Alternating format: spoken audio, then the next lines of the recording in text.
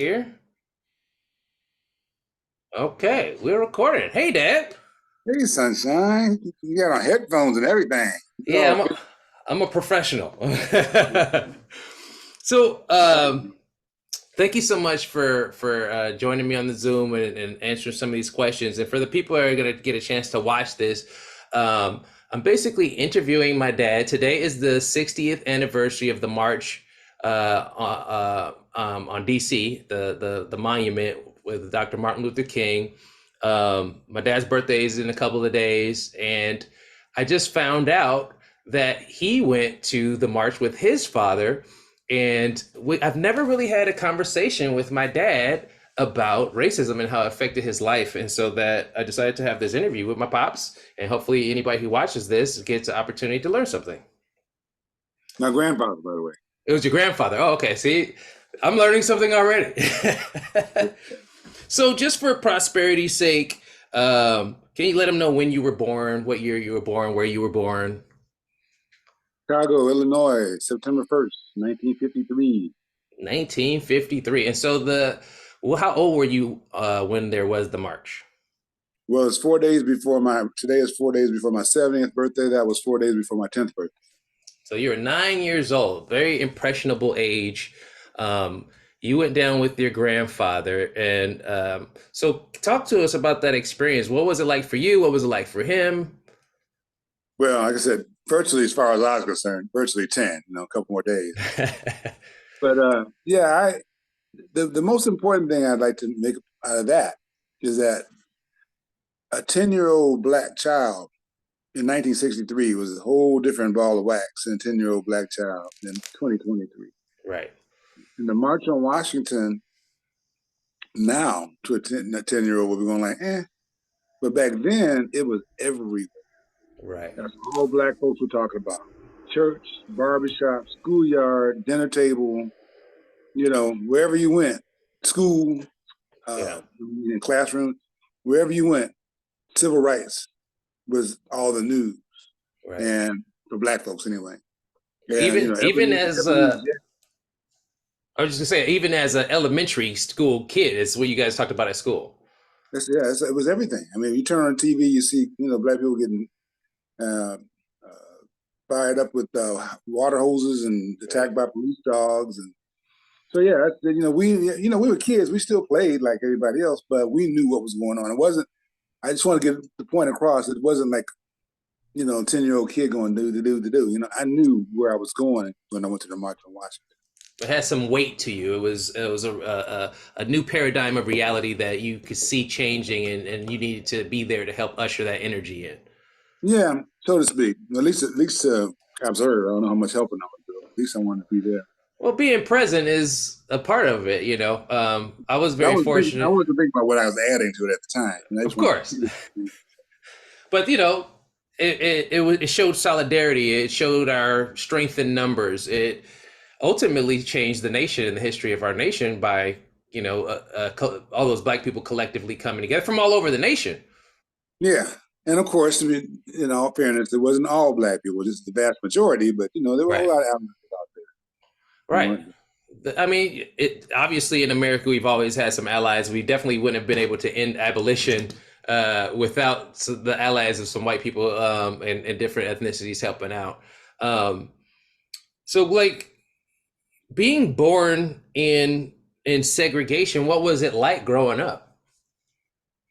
I didn't experience a lot of that in Chicago. Okay, Chicago it was just life. It, right. it wasn't like there was no feeling that we were being kept out of anything. Mm, And my parents were professionals. My dad was a police officer in Chicago. My mom was a teacher and real estate agent. My grandparents were property owners. My parents were property owners. So it wasn't like, I don't want to get the impression, I was sitting there with flies in my eye, begging for begging for 10 cents a day. That's one of my bits. So, but what a lot of people talk about after segregation, integration is they feel like there was a significant loss in black ownership. You know, there was significantly less black owned businesses and jobs and teachers, real estate agents, police officers after the integration. Do you think that is like true? Yeah, there was a lot of going on. It went both ways from what I could see. It was that when I say go both ways, I mean a lot of black folks decided to try to get more involved in the majority community, Right. and a lot of the minority community tried to get more involved in the black community. So they started opening businesses and getting even more. They said, "Hey, why should we let the black doctors get all that business? We can get some of that too. Or why should we Right. let the grocery stores?" So that's what I mean by going both ways. Blacks were stepping out and whites were stepping in. Right. So there was that was a factor. That was a factor. Was But there? as a child, right, No, no, go ahead. I was gonna say as a child though, I didn't experience firsthand Okay. a bunch of that. I didn't recognize the terrorism Right. of white supremacy and growing up a black child until I became a teenager. So, what is your earliest memory of racism? When did you finally feel indifferent or less than, or somebody tried to make you feel less than? What was like your earliest memory of that? I'm glad you rephrased that because my parents raised me that I was not less than anybody. No one was less. I wasn't the way it was told me. And no one's better than me, and I'm not better than anybody. Right. And I believe that. I mean, like I said, we were living well. We had a nice place, and it never occurred to me that somebody thought they were, was better than me. It just never did. It's never crossed my mind. Different, but better? No, never. It didn't occur to me. But and there may have been some microaggressions in school from teachers, but again, they just kind of went right over my head. All right. It wasn't until teenage. It wasn't until teenage when you start getting stopped by the police. That's when you first start realize, like, oh, wait a minute, because that was their job to make you feel, we're watching you, Nick. You Right. know, Right. so and that's what they did. It was terrorism. You're always looking around, waiting to see if somebody's going to swoop down on you for nothing. Right.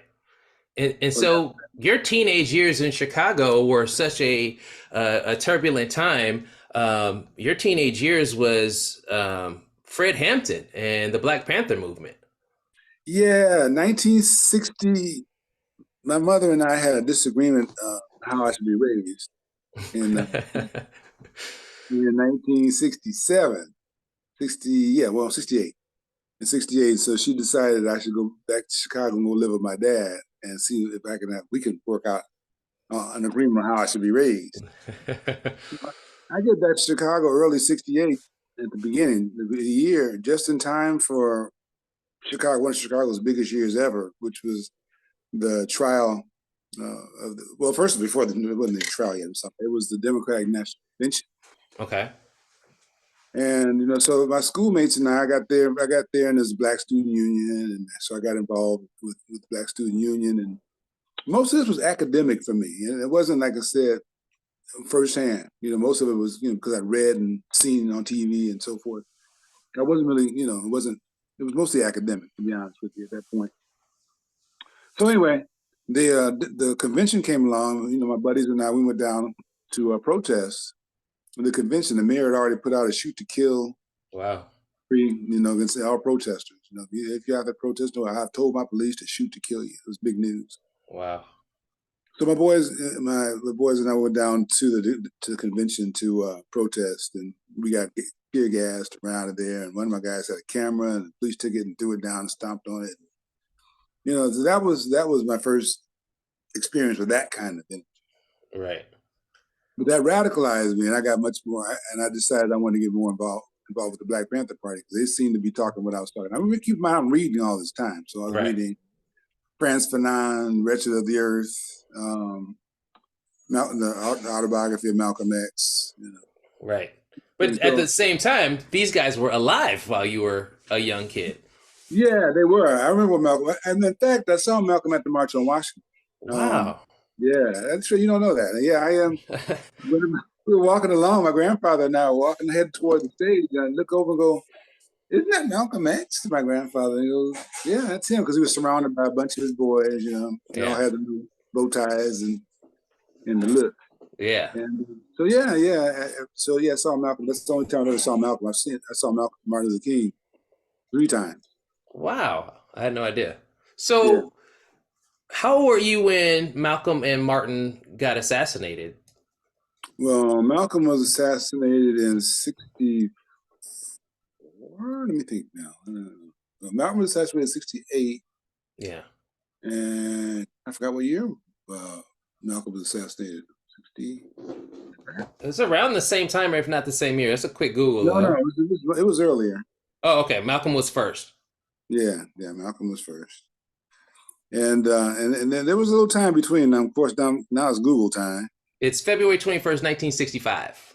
65. I said 64. I'm Yeah, 65. but you got to see. I mean, I didn't. All my leaders in my generation were basketball players and comedians and actors, and I think maybe Jesse Jackson in the '80s.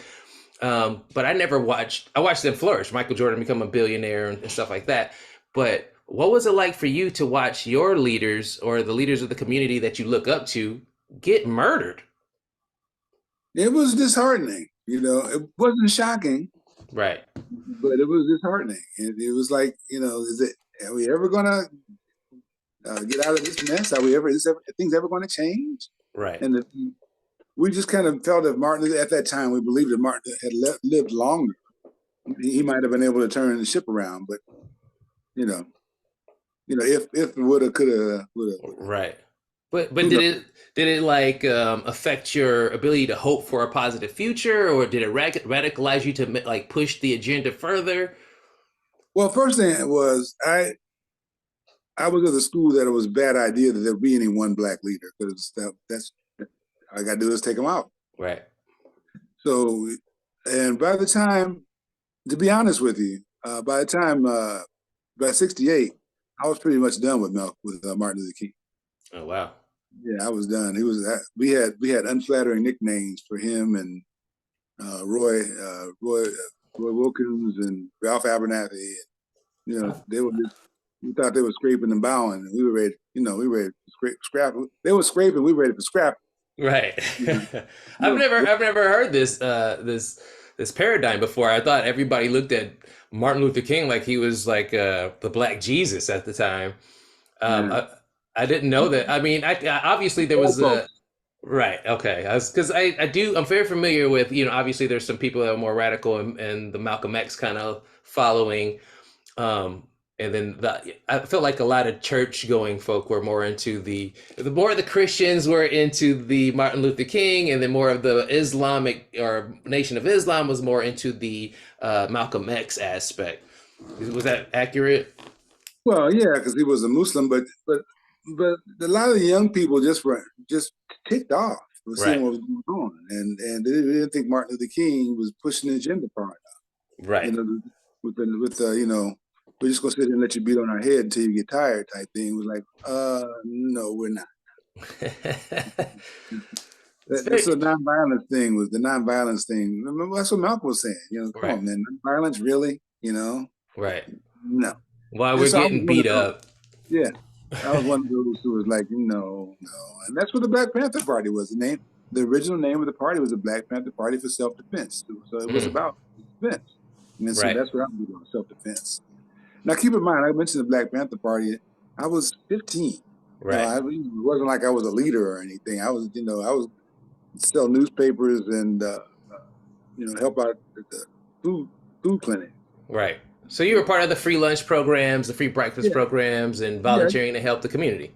yeah. Just little things that I could do, and in school, Right. so it wasn't like I was at over the headquarters, all day long or doing Right. anything. My dad was a cop, so it Right. wasn't like it was okay for me to go hang out or do anything. Right. Well, let's talk about that for a little bit because, you're a young, influenced teenager and you're being radicalized by the things that's going on. And obviously, your dad being the chief of police, he's believing in law and order. And Not the chief, not the chief. he wasn't the chief of police. I'm No, learning so much. for the city of Chicago, no, not the chief. That'd be huge. That would have Right. been groundbreaking. He was lucky to even be a cop at that point. He was one of the first blacks. But no. But he did rise very high. Okay. When I say very high, the highest position that I know of was chief of detectives Oh, okay. in the city of Chicago. and I'm sorry, chief of vice, Okay. all detectives, vice. He did vice for a while, and but he didn't like that. He wanted to go back on. He liked being on patrol, which is Right. where he went back as a sergeant and went back on patrol. He liked the street. But did you guys bump head about the philosophy of Black America? Oh yeah, What oh yeah. was his argument? Just he do what the law says. Just follow the law and shut up. And well, that was interesting because there wasn't a lot of, I'm a kid and he's a dad. There wasn't a lot of, man to man talk. It's like, you're going to do what I tell you to do in my house, and that's it. There's no, let's discuss this kind of, Right. not until later. I'll get around to that later, because that did come up later as a man to man thing. But when I was in his house, he just wanted me to do what he wanted me to do. Right. And because I was active in the Black Student Union and active with the Black Panther Party, at that point, the government agencies were very aggressive. And they came out. They were tapping our phone, and they made. And we just said, "How do you know?" They wanted us to know. Oh wow. Clicks and noises and so forth. They were Right. tapping the phone. They had a car sitting out front of the house. And at one point, I was in the grocery store, and a guy walked up on me. What? Yeah, you Coleman? I said, dude, if you wouldn't, I was just ticked at the time. Smart ass. Dude, if you didn't know who I was, you wouldn't even talk to me. So what do you want? Right. What do you want? I already know you watch me. What do you want? Wow. If you can imagine my dad having police watching his house Right. Right. with his son who's named after him, Right. he was not a happy camper. He's like, your name is coming across my desk, What? and as well as which means it's coming across my boss's desk. Right. He was not thrilled. Like, I haven't broken any laws. I'm just doing what I want to do. Right. At that point, yeah. Anyway, some of this I don't know if I want on record, but I get it. yeah. But later on, I had conspired to break the law. We were talked out of it by a police officer, actually. Oh wow. Yeah, I guess I might still tell that story. Black Student Union at the high school, Harlan High in Chicago. They had what they call bungalows, which are trailers. Right. And in Chicago, it's kind of cold in the winter, if you haven't heard. And these trailers were freezing. Right. They freeze in the winter and burn up in the summer. So we were complaining. We were saying, you need to do something about these trailers. You're not satisfied. These are not suitable for students. And of course, they didn't pay attention to it. So we were going to burn those suckers down. Oh wow. Yeah, we were going to burn those suckers down. We went and got gas cans, and we had them full. We set them in the alley, and we came and met in the middle of a park, and we're getting ready to discuss our strategy. And we're in the middle of a park, and all of a sudden we look up, and here comes this headlights driving through the park, through the Wow. grass, pull right up on us, and this black cop jumps out, and he says, "I know what you all are thinking. You all need to take your butts home and be chill, because we already know what you guys are thinking." Wow. And he talked for a little bit longer than he left. I mean, that's the gist of what he said. Right. And we looked around at each other and went, maybe we'll do this because they see us coming. Right. So we didn't, but the next day, somebody went and found nails and hammered nails into the locks of all the trailers. So they couldn't be used. Somebody did that. So we didn't, but there was no arson was committed, ladies and gentlemen. So yes. Yeah. So you're a teenager. You have all this angst. Your leaders are getting shot in the face. You're you're at odds with your father about the law, and obviously the laws were changing. Segregation was changing. The Jim Crow law was changing. I want to say I think it was 68 where they started integrating schools, right? Oh no, it's 58. 58. Yeah, that was a long time before that. We were already, Jim Crow was not a part of mine. It was part of Chicago and the Southern thing. So that whole thing was pretty much done. Yeah, they started integrating schools in the late 50s and early 60s. I mean, let's face it, some of them still never got integrated. But I mean, Right. that was, the big story, Little Rock and all that stuff. That was much. I was a kid for watch that stuff. That was before my time. And of course, my school in Chicago was 90% black. Right. There were a few white folks there, and a couple of Latinos, Puerto Ricans, but that was that. That was that. Now LA is a whole different story. You know, Right. LA was totally integrated school. Mind blowing. I never had an experience like that. So how old were you when you went to California? I moved to LA just before my birthday because school start. So I moved. Uh, I was 11. I was 10. 10. A So year after the March on March right. 10. Oh wow. And then 10. Then turned 11 right after I got to started school. So a year before you actually watched the "I Have a Dream" speech Yeah. live, and then Yeah. the very next year you actually get to see it in the Yeah. school. Yeah. I went to I ended up at Audubon Junior High, which at that time, you know, this is all anecdotal, but I'd say we were about 40% black, maybe 30% Asian, Wow. and the other 30% was Jewish, I was gonna say, and Latino, but mostly Jewish. I Okay. mean, there were other whites for there too, but the Jews were a huge part of our community. Huh. So, um, how do you feel? I mean, did you feel like you were limited in any kind of way in that time period, in high school or just after? Sky's the Not limit. no, that was cool. Everything was cool in school. I never had one of those teachers, or that pulled you aside and said you're never going to go anywhere. You Wow. know, those stories. I never had any of those. I know people who did, Right. but in my age group and so forth. I'm not just anecdotal. I mean, people I saw it otherwise, but I never had that experience. So I can't tell you, I can't say I didn't get one of those experiences until I was in the army. Which was not too much later. You went in the army about 17, 18. Yeah, 17. Yeah, so it wasn't too much later. It wasn't too much later. When I went into the army, because that was well, let me there's one little step in between. Okay. The Black Panther Party in the army. My my dad and I, it all came to a head on December 4th, 1968. 69, sorry, when Fred Hampton Right. was killed, Right. 4:45 a.m. And I got a call that morning, I don't know, 8 or 9 from one of my buddies, told what had happened. And then, of course, by that time, it was all over the news. And my dad, I'm freaking out because I knew people, not who killed, but, that were Right. hung out, who could have been, who hung Right. out at headquarters. I did not know Fred Hampton. Let me just say that. I've Right. been in the room with him, but no, we weren't running buddies. He wouldn't have known me from Adam. But Right. no, like I said, I was a little peon. But but I knew people, and so it was heartbreaking for me. Right. And especially the big lie they said it was a shootout, and it was just a shoot in, and Right.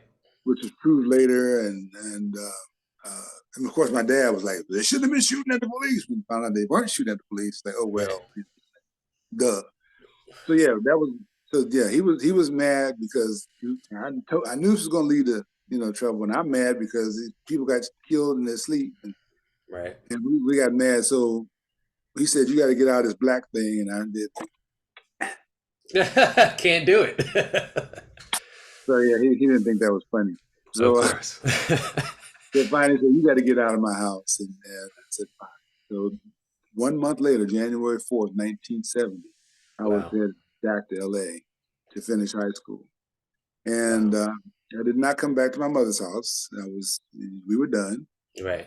So I actually, at 16, I got an apartment with some help, and I had my own place. I had to work every day, and worked at Sears. Had a couple jobs. Worked every day in my senior year, and when I got out of high school, when I graduated high school, still 16 for the record. Um, I was trying to go to college and work jobs, and it wasn't. I just couldn't figure it all out. How to pay rent, go to school. So I decided to go to the military, but I didn't want to go to Vietnam. Right. So I decided to go down there and enlist and say, if you can give me the closest thing to a guarantee, then I'll join. And Dude said, I'll make you a stenographer. You don't find very many stenographers on the front line. Oh, I said, oh, and I wanted to get close to Chicago. I had a girlfriend back Right. there. And your training is in Indianapolis. That'll work. So I went in, thinking I'm going to learn to shoot in case the revolution comes. You know, be close to my girlfriend, get that situation settled, and avoid Vietnam. So, and get to eat every day. That was a Right. big deal. It's a perk for sure. Because I was living in my car for a few months before I went into the military. Wow. So I went into the military reluctantly. You know, I wasn't trying to be a good soldier. I just wanted to get in, learn how to kill, and get out, Right. and get fed and paid. Right. But but they had different ideas. And I'd heard about the legendary brainwashing of the military. So I'm going like, they're not going to get me. Right. But I didn't realize the way that worked it didn't work like I thought it did. It worked in such a way that you say, you know, this is a really good job. So don't fight it.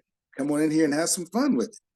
Right. And so by the time, after a couple of years, I did say I could see the benefits of a military career. So they got me.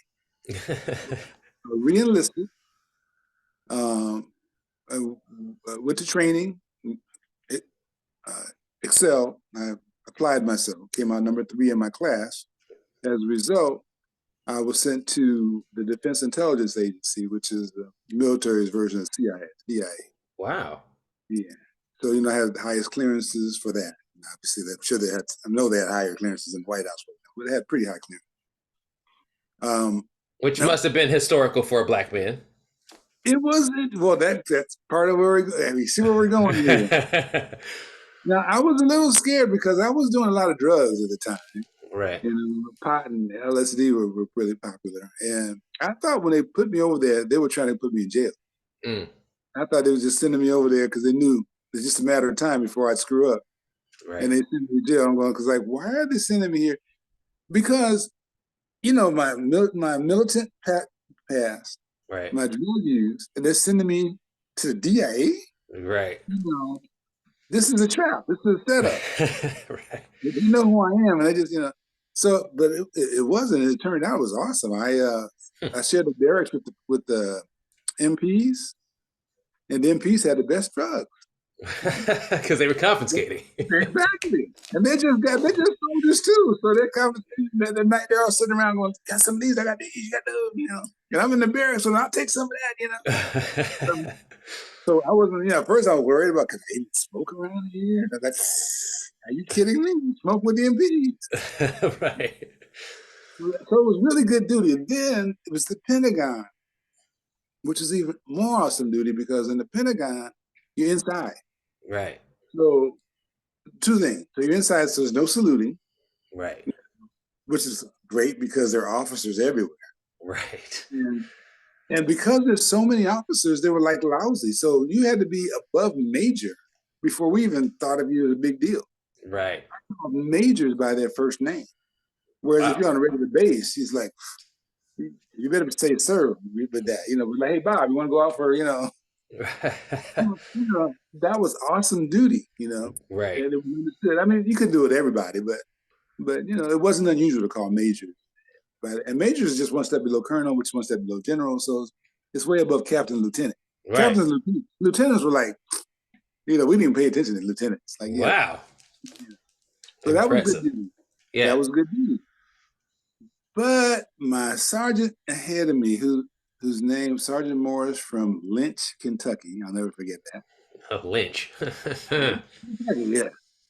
Would he told me there would be no niggas in the Pentagon that if I could help. Wow. I'm getting rid of you. Yeah, but he would never say it around anybody else. He would just say it to me. Right. And I just laughed at him. Like, dude, you know, you're never going to get to me, you know. Right.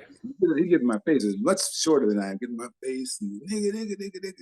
Wow. I'm like, have a nice day, Sarge. Because I knew if I touched him, I'm going to jail. Right. You know, it's not like, you know, he said, maybe because, no. He was Sergeant. So he was playing the old school game, Trigger the Nigger. Yeah. But I wasn't going for it. Right. So finally, he just wrote a false report about me.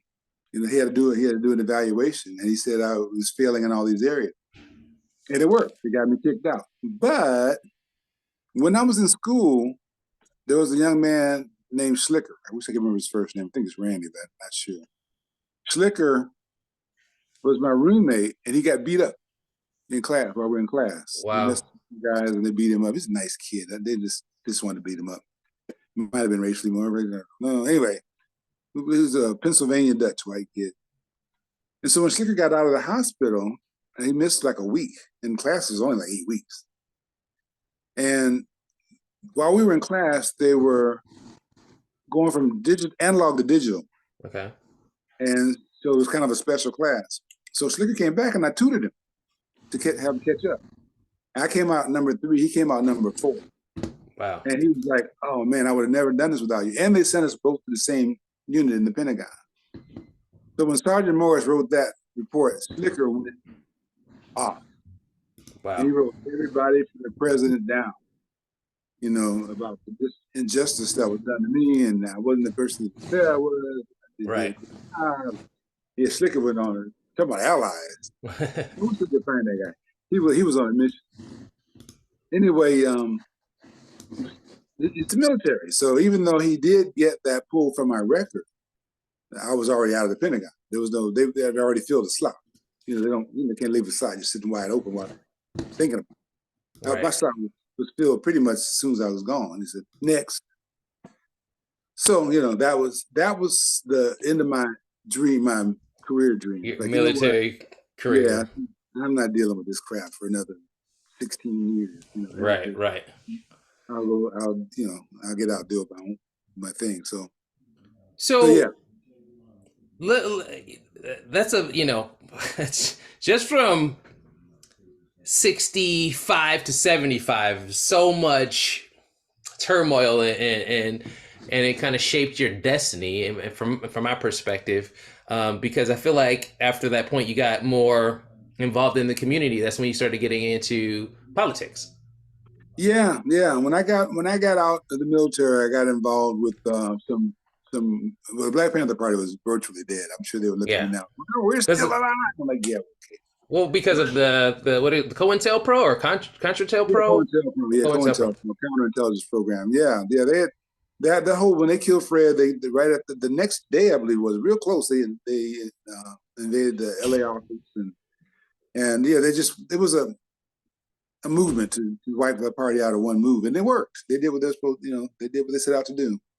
J. Edgar Hoover, that's what he wanted to do, and he did it. Yeah. So, and again, a lot of people say, no, he didn't succeed. I said, yeah, he did. It was virtually dead. And, right. Leaders are in jail, and it's virtually dead. They're still around. I'm sure Fred Hampton's son is out there. So they're his wife was pregnant at the time Fred was killed. So, right. That was bad, Deborah. So, anyway. Go ahead.